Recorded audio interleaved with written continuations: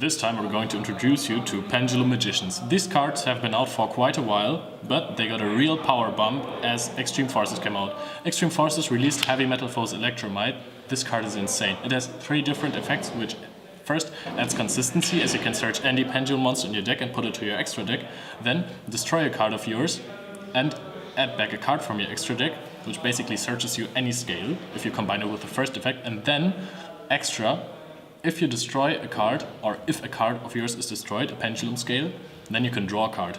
This combos off really well with Astrogryph Sorcerer, which abuses the destroy mechanic by special summoning itself when a card is destroyed, and then searching a card from the deck with the same name as a destroyed card.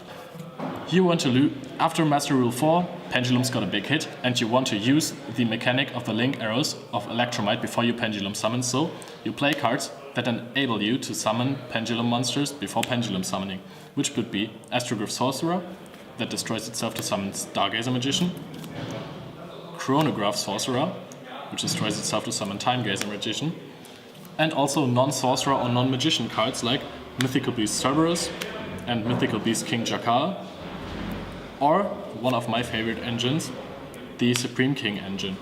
By sending Darkworm to the graveyard with Shrine or Foolish Burial, you can special summon it immediately from the graveyard if you have no monsters on the field.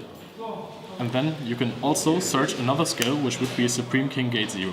With this, build up big boards in your first turn quite often, also because the deck is so incredibly consistent. You can play Pot of Desires, because you don't play too many combo pieces that you can banish and get a guaranteed draw 2. Or you can even play Allure of Darkness, because nearly all of your monsters are Darkness type. But there is also another version of the deck which is not very well liked in the community, and playing it is kind of morally questionable. Putting all this aside, we can take a look at the both Supreme King Gates. Due to the effect of Supreme King Gate Infinity, you can destroy a scale and then put this card in your scale from your monster zone. And if you combine it with this card, Gate 0, you can destroy both of those and search Instant Fusion. Instant Fusion is a card that came out years and years and years ago, but again got really powerful due to Norden, and this time due to Lyrilusk Nightingale.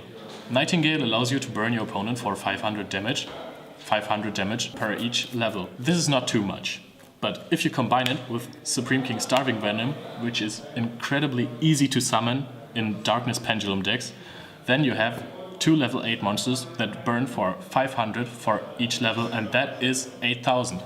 So you basically play the FTK version, and there is not a lot of counterplay except for maybe some hand traps. We're showcasing this because this tournament will probably have a lot of Pendulum decks in the top cut, maybe even some FTKs.